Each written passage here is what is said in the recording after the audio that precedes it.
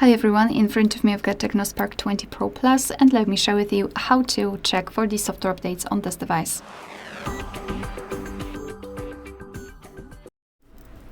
So first of all, make sure that you've got the internet connection because it is required, and if you can use Wi-Fi or mobile data, it's up to you. However, if you will decide that you want to download the update, I highly recommend using Wi-Fi so you can avoid some additional charges.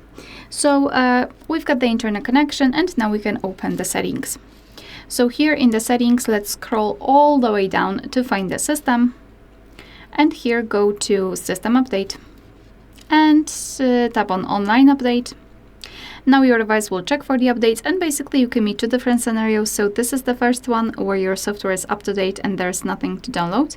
And of course, you can tap on check for updates if you're not sure.